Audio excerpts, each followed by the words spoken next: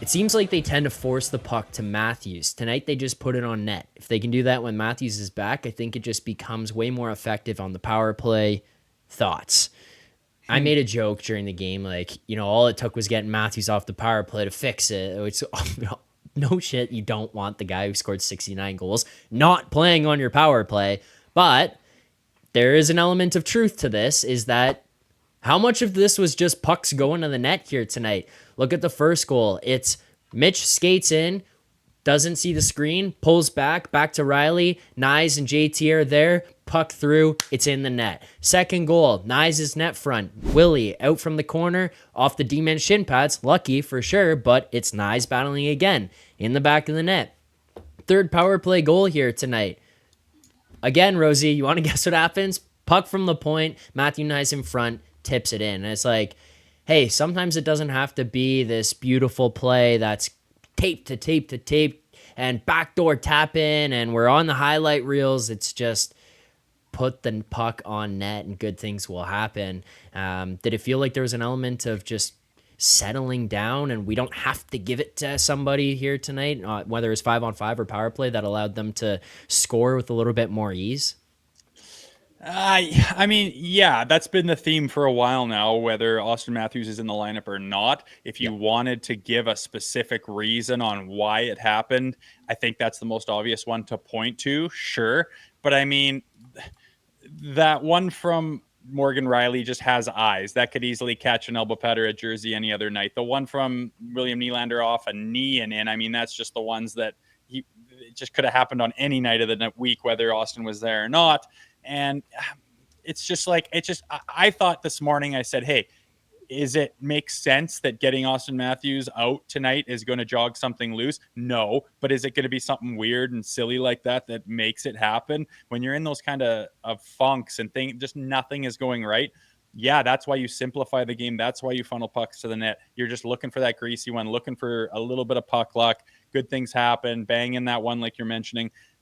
But I just think that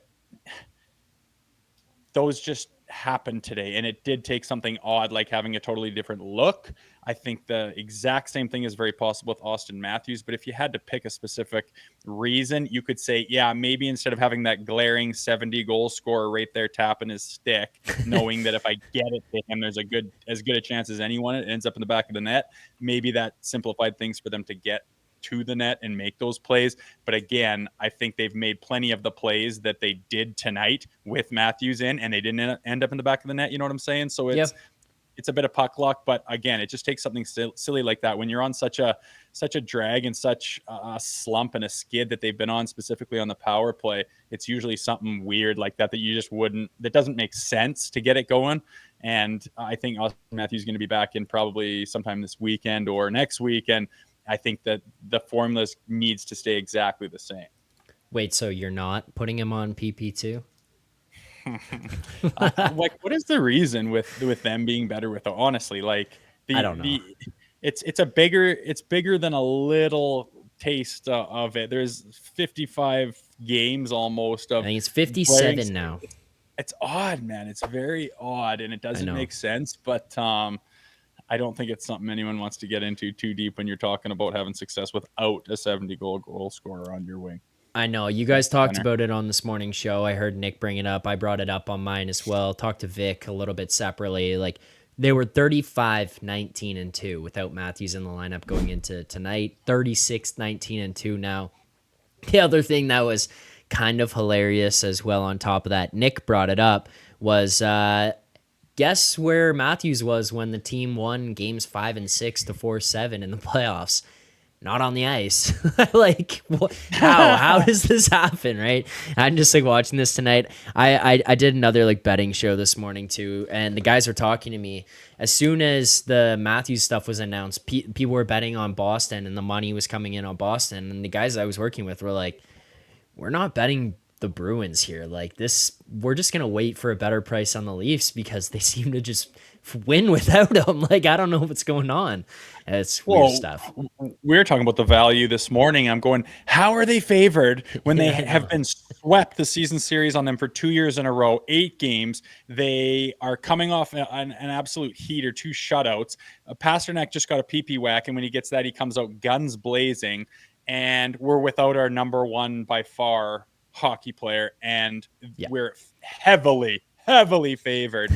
I just it's and then guess what happens? They go out and they do it. It's the It's so leafiest shit in the leafy. world that they needed Auston Matthews to kind of break open this slump. And like you said, they can easily have a garbage bounce back game and drop the next one. But again, like I started the show, that formula that they're doing tonight, Auston Matthews or not, is exactly what it takes to play the kind of hockey that I think Craig is trying to get them to play.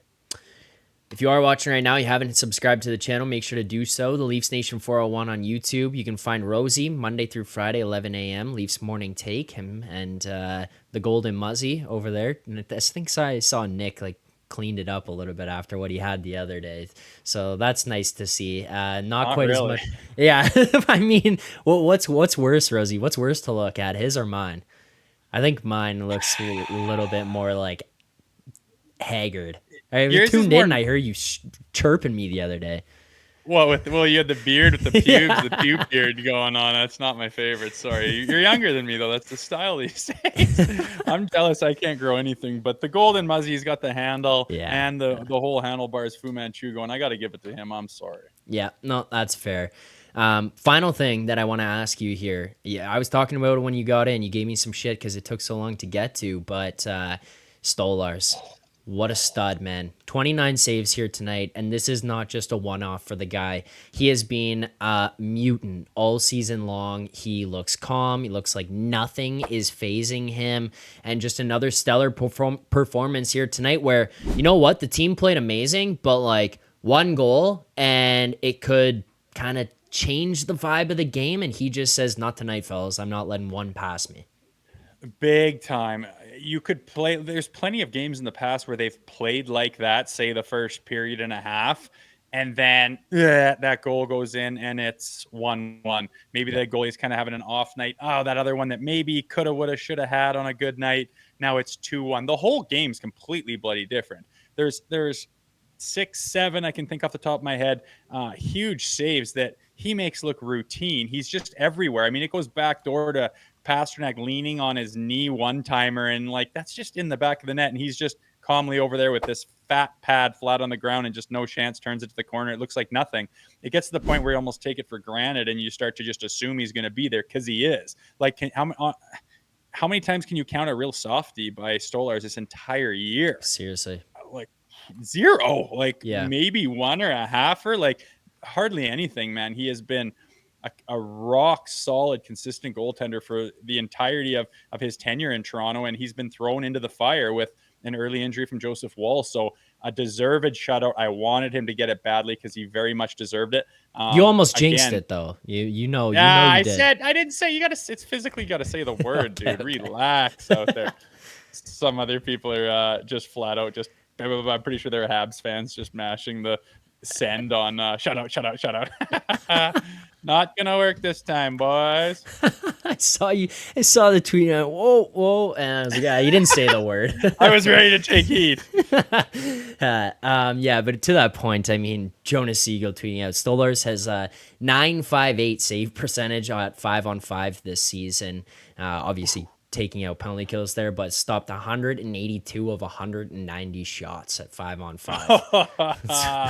That's Dude, dirty, those are boys. some numbers right there. Holy crap. And can I just put it out on the airwaves now? Like, let's just not make that the standard. Let's just be happy while it's happening. But if Yes. he comes to earth a little bit, let's bloody relax and remind ourselves what he's capable of, because he's pushing a 96% saves, and it's not going to last forever. And if he slinks down to a 92 for a while, I think everyone's going to be okay. Let's just be happy we have a goalie that's very capable. And if there is a blip on the radar, let's not be quick to tear him down, because that's what makes it so hard to be a goalie in that bloody market.